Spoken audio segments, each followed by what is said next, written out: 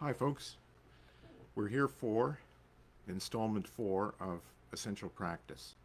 And those of you that have attended in the past, you know what these consist of essentially. It's me practicing with recordings, which is an essential part of developing your musical skills. My approach might be a little different insofar as this is all I do. I don't do any other form of practicing really. I improvise along with what I'm hearing, so I'm relying on a lot of different aspects or elements or features in the music, and I often extemporize. For those of you that are new to this game or you're more junior, when you're playing with recordings, the best thing to do is play exactly what you hear and only what you can hear, because you're really trying to cultivate your ability to listen. And in doing that, that's a big part of improvising anyway, is being very aware of what's going on around you and being able to listen and hear clearly and imitate, because the process of imitation will lead you to things that you like the sound of or you like the feel of, and that will help you personalize your style or your approach to the instrument or improvising. So it's a very meaningful way to learn how to improvise, even though it's strange. You're not improvising, you're playing what you hear and mimicking. How does that help you improvise? As I say, it's going to be very beneficial in developing your ear and your intuition about what things you like the sound of and the feel of. And then as you get further along, you can improvise a little more, but not much is served if you start by just effusing along with the record without regard to what's going on. It's better to cultivate some musicianship by that phased or staged process. So today I'll typically be playing too much with whatever tracks I select here. So I'll just give you that little preamble about the nature of this process. Now I'm picking something here to start with that is a little unusual for me, because most of my YouTube postings and most of the tracks that I've used in these episodes to date have been pop, rock, funk, soul, Brazilian, Latin, not swing. So what I've picked today is actually a swing tune, and this is from a really nice recording by a drummer whose name is Don Vickery. But the band consists of, it's a trio. Don is on drums. He has Mark EISENMAN on piano, who is fantastic. And he also has Neil SWAINSON on bass, who is simply world class. Another reason why I like to use these obscure recordings, because it gives me a chance to celebrate some of the great musicians we have in Toronto. In any event, Mark is a bit of the focus here, in part because I've worked with Mark in the past, and in fact my first acoustic jazz CD, which was entitled Nature Boy, was with Mark and his trio. I probably have that here. Yeah, I do. Somewhere on the shelf. Yeah. This is it. That's the, can you see that? That's Bill McBirnie and Nature Boy.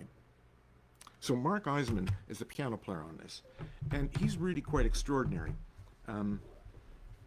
He's very committed to and mindful of the tradition.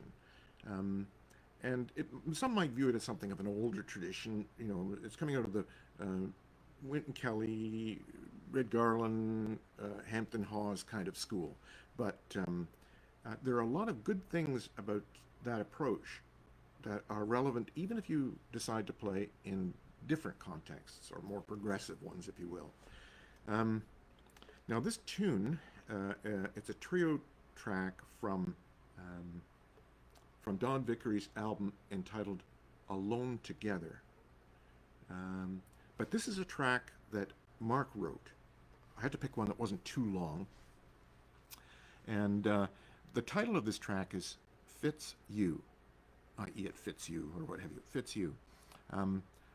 But Mark actually based this tune on a standard. And I could be like Miles Davis and and the 50 sessions with Ray Garland and John Coltrane and Philly Joe and Paul Chambers and the boys, where Miles says, "We'll play it now and we'll tell you what it is later." But I won't torture you, so I'll tell you what it is now. This tune is based on the changes to "It's You or No One." But Mark has just recast it a little bit, and they call these things contrafacts, I guess, from an academic standpoint. God knows what that word means or why they invoke it, contrafact. Who cares? It's just a great tune based on a standard set of changes, and lots of jazz musicians do this. So this is called "Fits You" by Don Vickery on drums, Neil Swainson on bass, and of course Mark EISENMAN on piano. And I want you to listen carefully, especially to Mark. Let's see if I can find it here and get it in motion. Okay.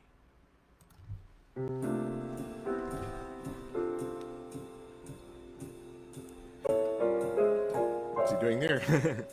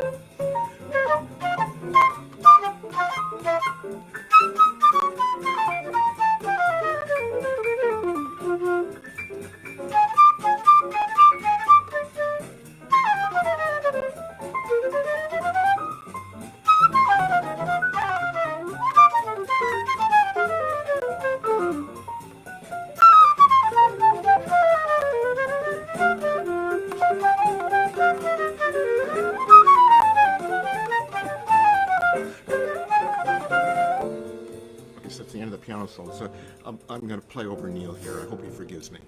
Or maybe I'll try and play some of the things he's doing.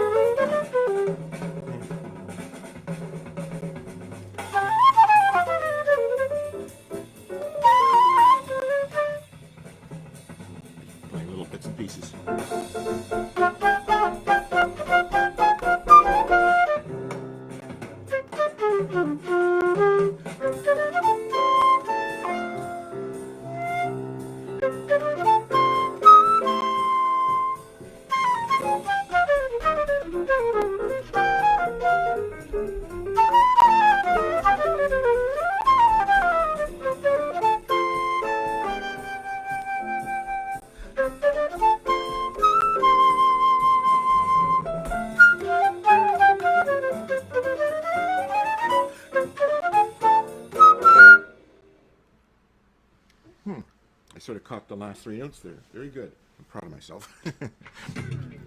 Whoa! That's a hint about what's to come. Okay, so there's really quite a lot that I can say about this. And I'm going to spend a little more time talking today because this is a really, really interesting and important track for a multitude of reasons. And the main aspect of it that I want you to connect with is the time. The time is quite something. Mark has impeccable time, and then he's backed up by both Don and, of all people, Neil Swainson.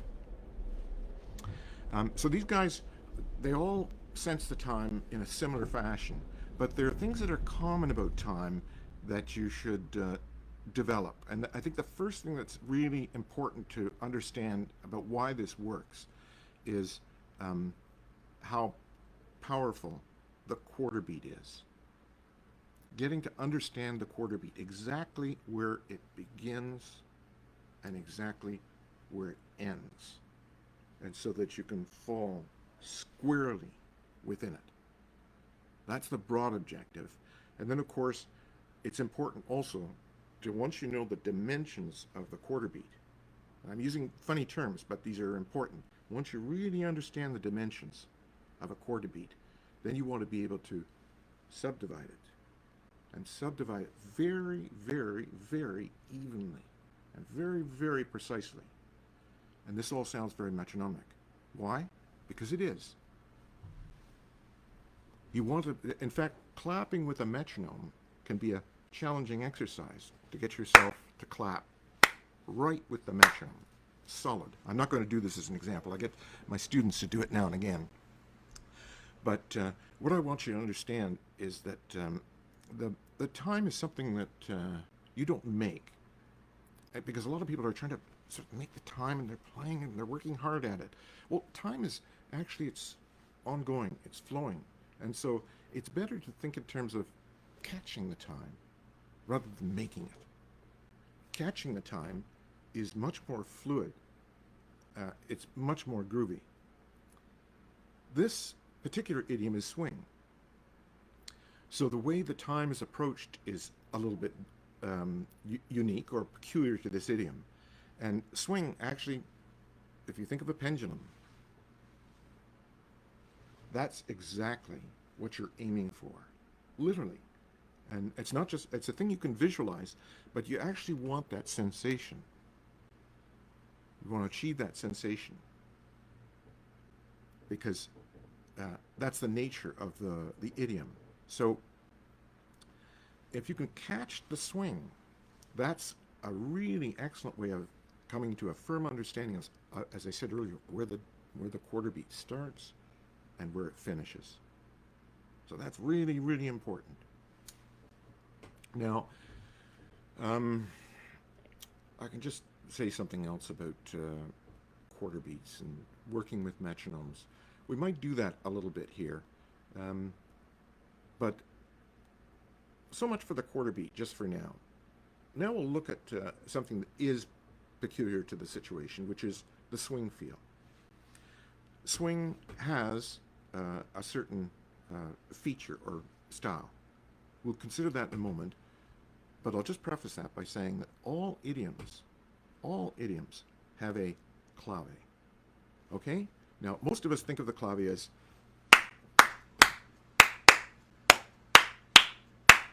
which is just a son clave. I can't remember what direction that is. There's a few versions of it, but everyone associates a clave with Latin music. Okay, let me enlighten you on this point. In fact, every idiom has a clave that is kind of unique to that idiom, and it makes that idiom what it is. So the Latin clave that we just looked at takes a couple of bars to resolve. So it resolves over 2 bars, essentially. Let's consider, well, what's the clave in swing then? Well, it's essentially the ride symbol, okay? So,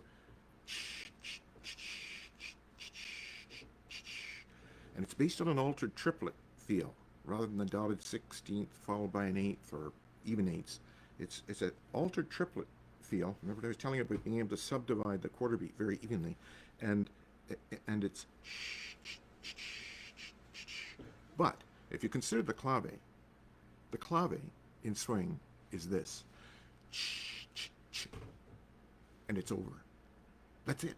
That's all the clave there is in swing. It's game over because you're just looping it. So the clave is, but the only real element there is a done. Okay. I don't mean to minimize the nature and importance of swing, but it doesn't hurt to sort of recognize it for what it is, which is fundamentally very simple. So I'll just digress momentarily and point out, as I was indicating earlier, that there is a clave associated with whatever idiom you're trying to play. So whatever idiom that is, identify that clave and learn to wrap your wits around it, because they all have it, you know, whether it's funk or rock or soul or Brazilian has a ton of them, or flamenco. It doesn't matter what the idiom is. They all have something peculiar that makes them work. So the idea is to identify that clave and wrap your wits and your soul around it and make it part of you, because you do have to change that a little bit from one playing context to another. The thing that's very common to all idioms, though, is that the length of the quarter beat. And coming to an understanding of that, because everything gets draped around that. Okay, now here is something else that gets draped around the quarter beat in swing. And in fact, I like to view this as the real swing clave. And it's, let me see, how does it go? Let me just, I'm just going to give you a hint by playing it a little bit.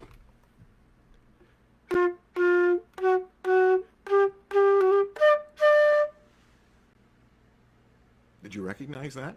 Okay, let me just do it again. I don't know if I played the right notes, but I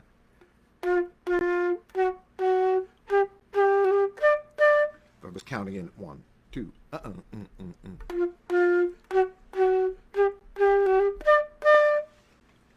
Okay, so some of you by now probably recognize, hey, oh, that's a Charleston tune. It isn't Charleston. It is in fact a tune called the Charleston, written by, I think it was James P. Johnson. But what's interesting about that tune is that rhythmic feature, and you heard it there. And the melody line consists of largely just that figure being repeated over and over. And why that figure is important is because it plays such a huge role in swing music. And so we'll just examine what that Charleston figure is, because like the swing clave, again, it's not terribly complicated. A lot of simple things in music are not, a lot of things in music are actually quite simple, but they're important to understand and to exploit because they can really enrich your music and lead to lots of possibilities. So if we take that, the first few notes, whatever they are,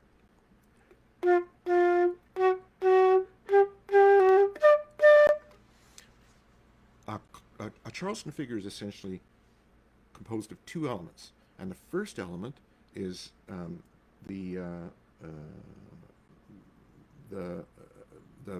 fact that one note is on a downbeat and one note is on an upbeat. And the other aspect has to do with the duration of the notes.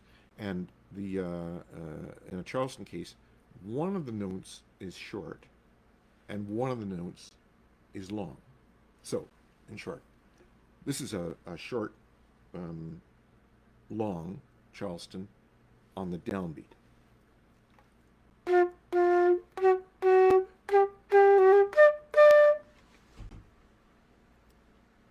Now already there's lots of possibilities emerging from this.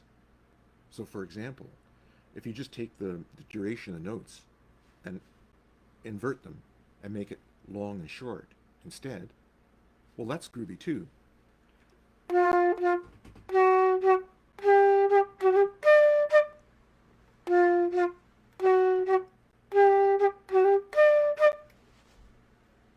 Okay? What's also interesting is all of those particular Charleston figures, and they're just repeated over and over, is they're on the downbeat. But Charleston figures also work on upbeats. So I might have to get a metronome to try and demonstrate this clearly. Maybe I should do that.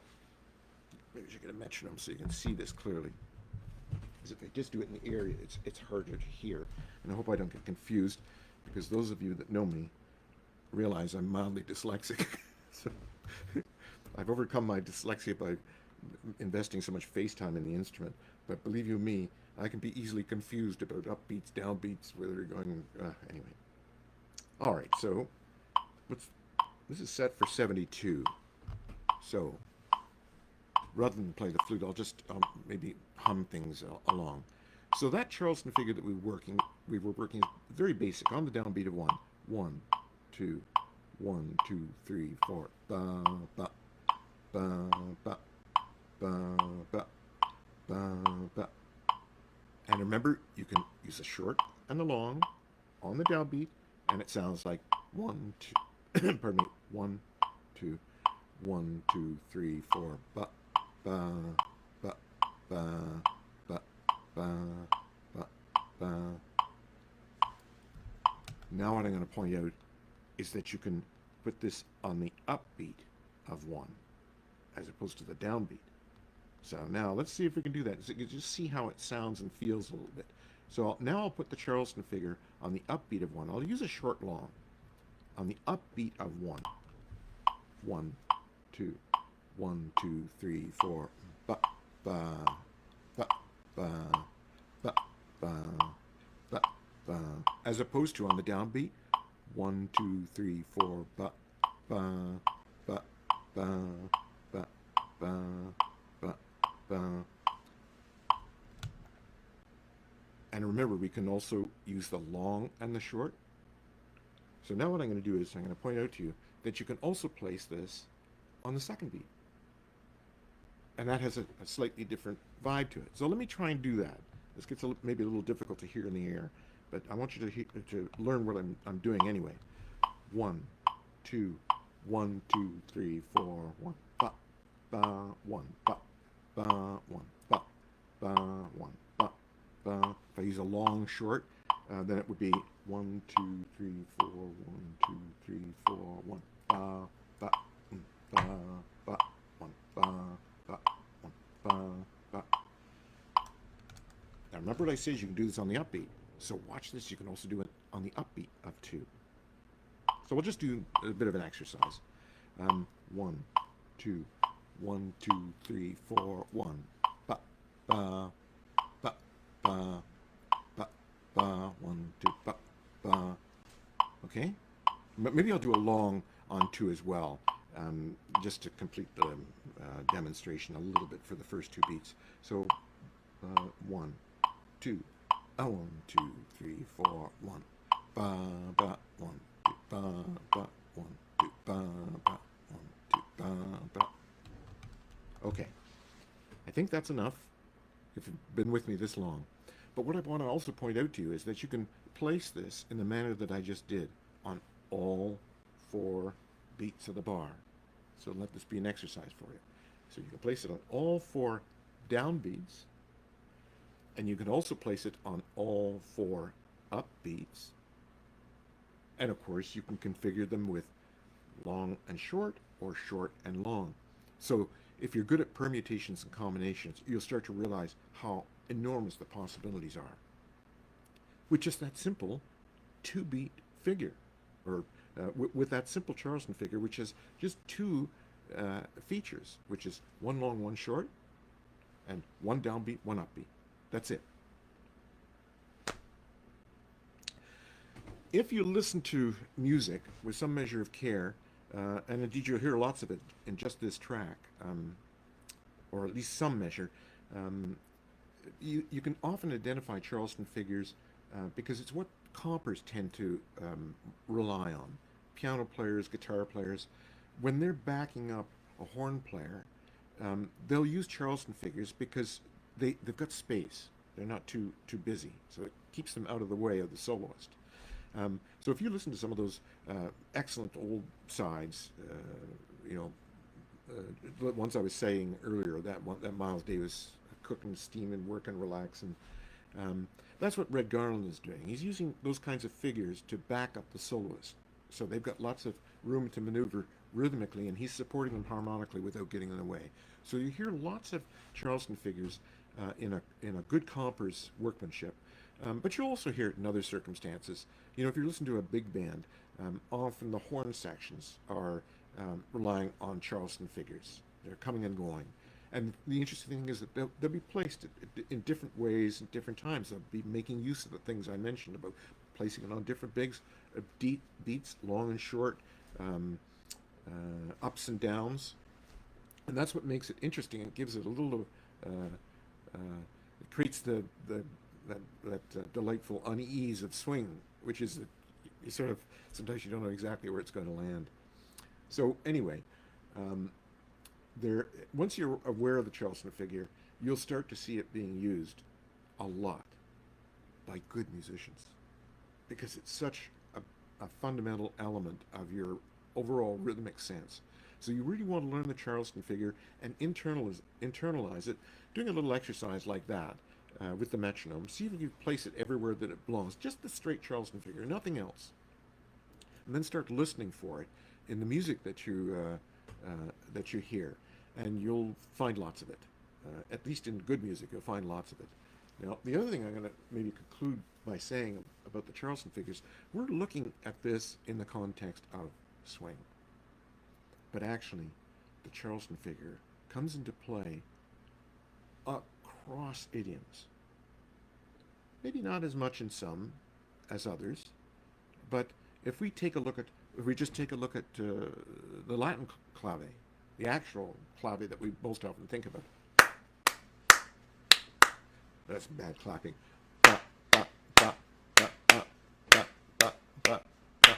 It's got a Charleston figure embedded in it. So there you go. Which means you can use them across idioms.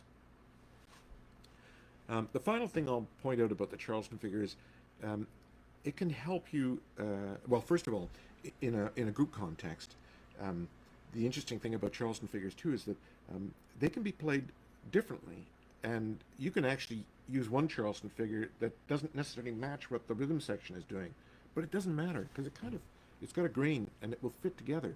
So that's the other great thing about the Charleston figure is it's rhythmically versatile. So you can invoke it and place it in many ways, and it will connect with the band, and it will connect with the listener, which is the ultimate objective, is to get through to your listener. He's going to find that a very groovy feeling, even if he doesn't know what you're doing. So those kinds of things help the rhythm section just really, really integrate. And good musicians, often enough, they will land on the same Charleston figure. But it's interesting because everyone's sort of hearing and sensing things in a common way, and you don't have to be. It has to be placed there. It has to be over here. It can go any number of places, and it'll still kind of fit. Why? Because you know where the quarter beat starts and ends. You know how to subdivide it with precision. You're thinking about a pendulum, and your sense of that clave, swing clave to start with, is good, and your sense of the Charleston is rock solid. So let's see. Is there anything else I can say? I think that's about all I can say for now. How long have I been going on? I've been saying a lot. I know. I've been talking a lot because it's such an important area. And maybe you can just play a little more of the track, and some other things might occur to me. I'll just drop the needle anywhere in the middle, and see if anything else occurs to me. I'm literally going to drop this in the middle of the tune somewhere. Oh, it's the end of the head.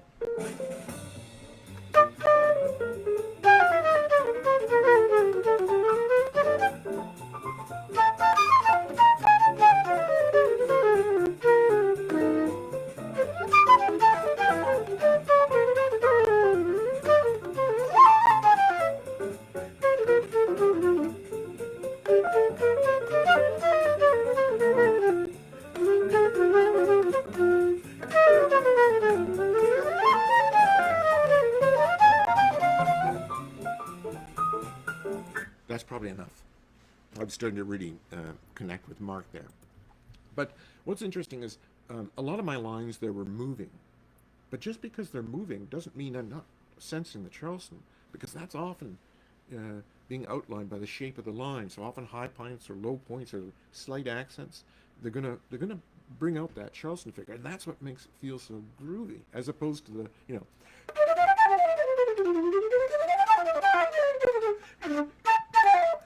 I hear so much of that kind of thing. It just like drives me crazy, and that's what you want to get away from by practicing with good records where the feel is right, and you can really enhance it. And the thing is, listeners always connect with that. Even, it doesn't matter whether they're sophisticated or unsophisticated. Listeners will connect with that. And as I indicated, it's going to have application across virtually every idiom.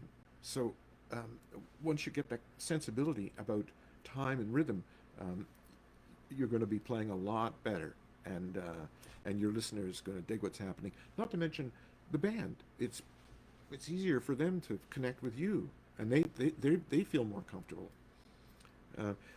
And so I think the last point I'll make about time is I was really suggesting that a lot of this is kind of metronomic. You want to be very strict about it, and some people may feel, oh, I don't want my rhythm to feel like a metronome. I'm not going to practice with one of those. That's bad. Rest assured, practicing with a metronome, that's all I did when I was a kid. Nothing. The metronome was going on all the time when I was practicing.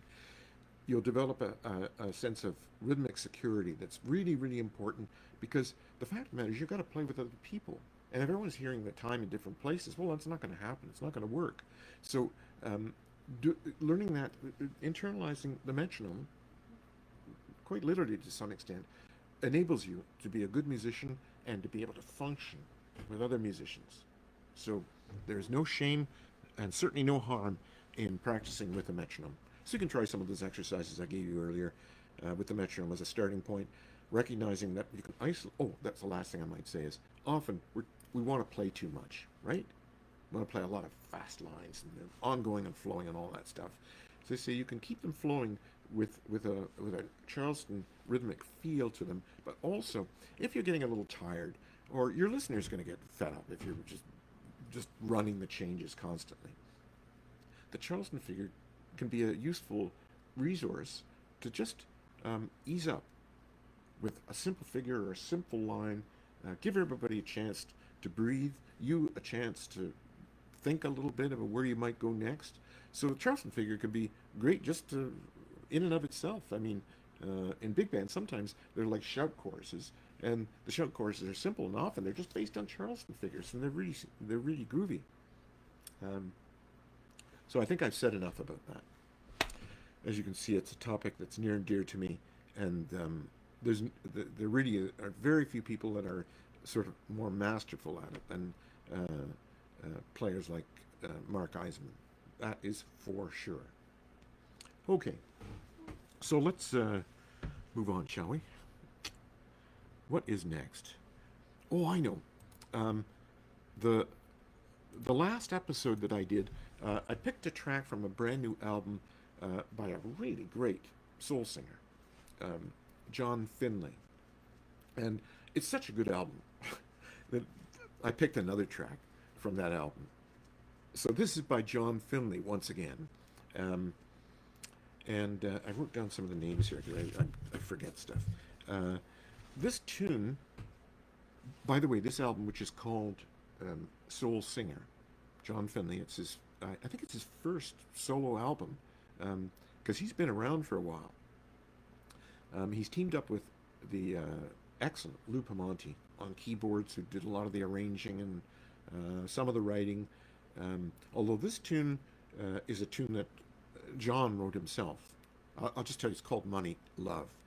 And he's co-composer. The other writer is somebody that he worked with, a guitarist by the name of Danny Weiss. And they were both in this quite successful band called Rhinoceros from the late 60s to the early 70s or so. So they were both in this band, and they probably wrote this tune when they were together.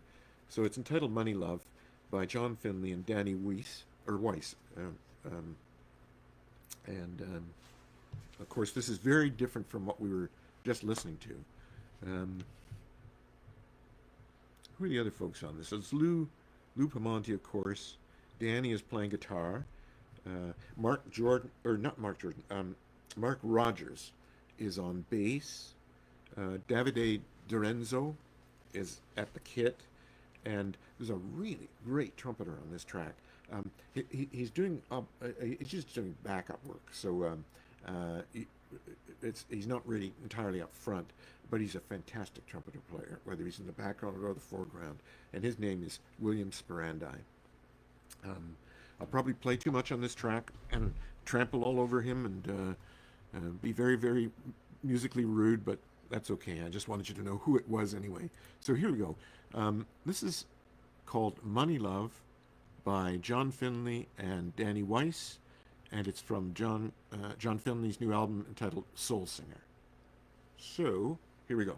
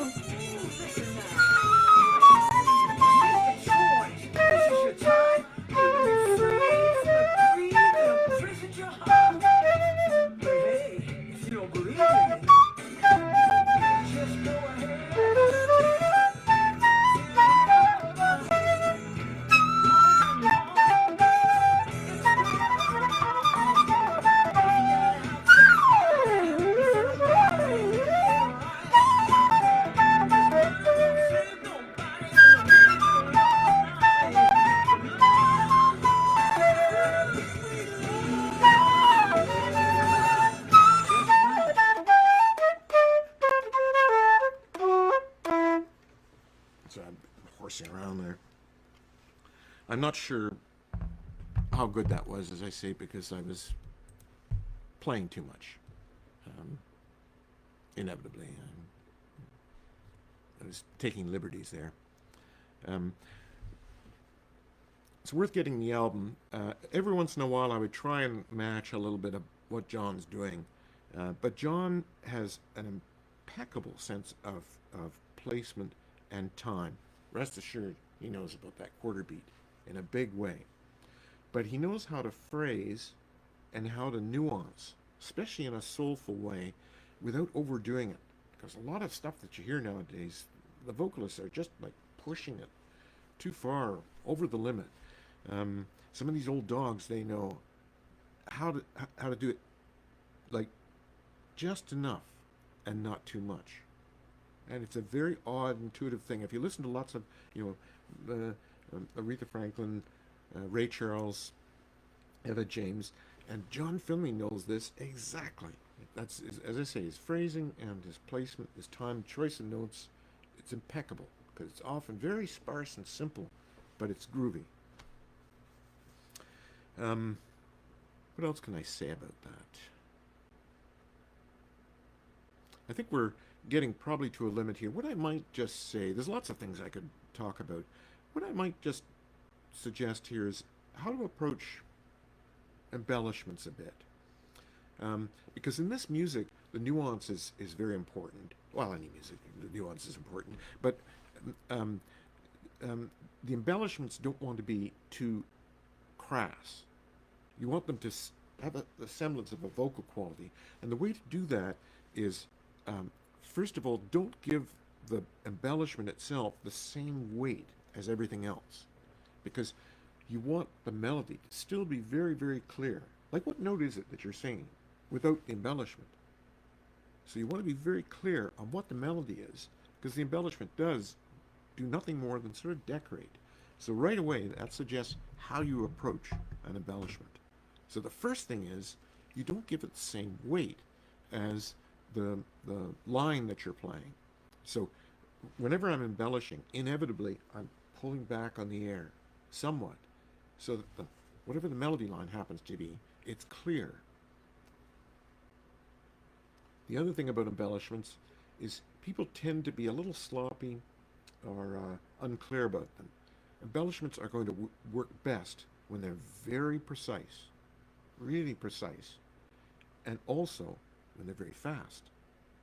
Because whenever I embellish, it's always precise and fast. Those are my two basic principles for any embellishment. Doesn't matter whether a trill, a gliss, a turn, I don't even know what you call all those things, mordants, or and so they're always very precise, always very fast. And the other thing is, I'm usually pulling back on the air a little bit. In a situation like this, you might not be doing a lot of embellishing. John does very interesting things with his voice. He's sort of embellishing himself. I'll play a little bit of the track and see if I can horse around a bit and look for the things that I'm saying.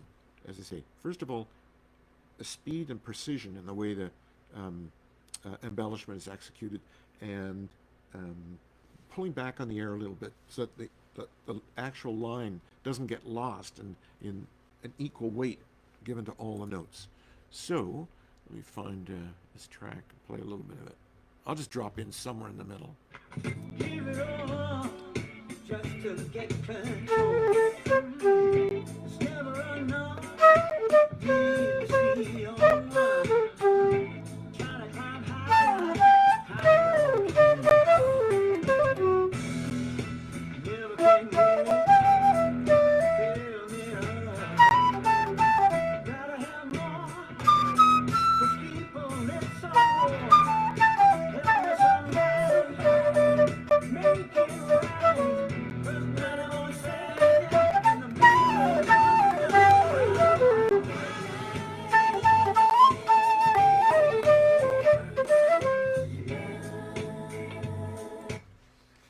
I was getting a little tired of my own playing there, but I hope you notice what I'm driving at.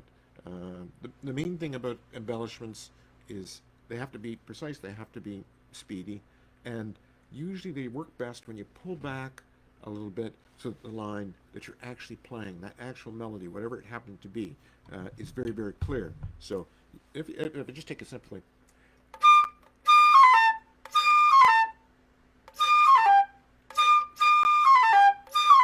that's all got equal weight. It's not very groovy. It's like uh, it's hard to find something musical.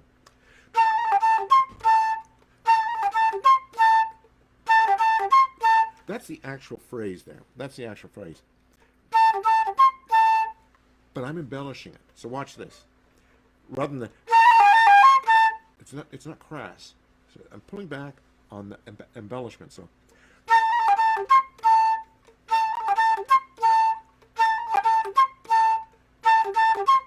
because I want people to hear that.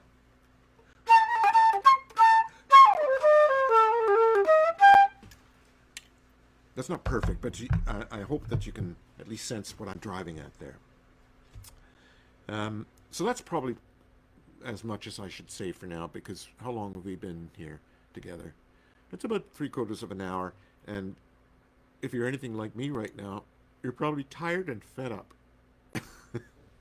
No, just teasing. No, that's probably enough for now. And I know I only did 2 tracks. I like to do about 3 tracks, but I knew I was going to be spending time on Mark Eisenman and that important aspect of music, which is the time, and discussing it in a swing context, emphasizing the Charleston figure. That will be very useful to you in lots of other idioms as well. It came into play in John Finley's track too, which was a more soul-oriented thing. And all we did in the case of John Finley was just give some consideration to how you'd approach your ornamentation and your embellishments. Now, I think that's about it for now. If people keep listening and responding, maybe I'll do more. For those of you that are interested in somewhat more personal in more personal treatment, of course, well, first of all, I've written a book, which is simply called The Technique and Theory of Improvisation. Let's see if we can get that in the field of vision here. There we go. And even though there's a flute player on the cover, and some of the content is a little geared towards flautists, it's actually quite generic and helpful to any instrumentalist. In fact, that's what I say. I call it a practical guide for flautists, doublers, of course, and other instrumentalists. So you can always read my book or hit me up for a book or buy my CDs. Anything that might be of interest or lasting value in a way that this 45 minutes isn't, because it's now over. Okay, folks, thanks very much for tuning in, and until maybe the next time. That's it for now. Thank you.